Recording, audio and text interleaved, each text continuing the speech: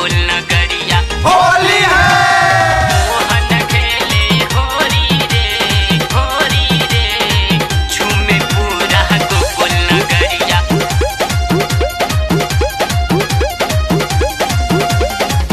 एक और यहाँ बंसी बजैया, एक और यहाँ बंसी बजैया, राधा एक गोहरी रे झूमे पूरा गोकुल नगरिया।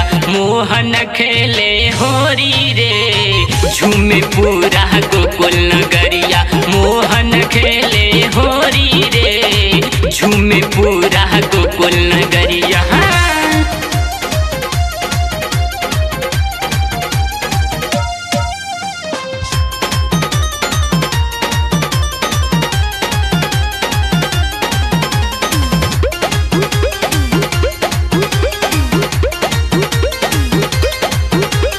मंद मंद मुस्काए है देखो राधा की सारी सखियां रे। एक पल भी ओझल न होवे मोहन से राधा की अखियां रे, अखियां रे।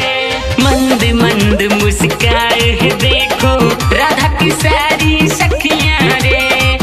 एक पल भी ओझल न होवे मोहन से राधा की अखियां रे।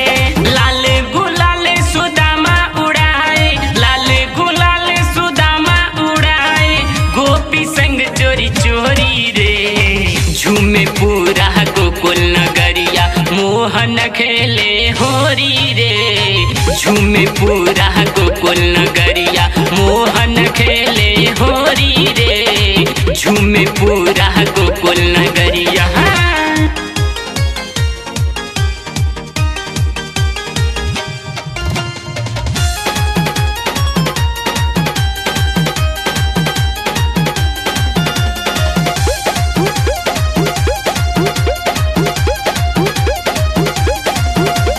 रंग अबीर बरसाए गगन से तीनों लोक के देव जी, ब्रह्मा विष्णु सरस्वती लक्ष्मी गौरी संग महादेव जी, महादेव जी।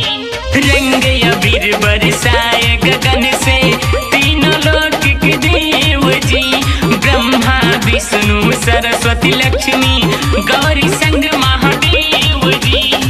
गाए गुण गणेश अमरजीत, गाए गुण गणेश अमरजीत, बांध प्रीत की डोरी रे झूमे पूरा गोकुल नगरिया। मोहन खेले होरी रे झूमे पूरा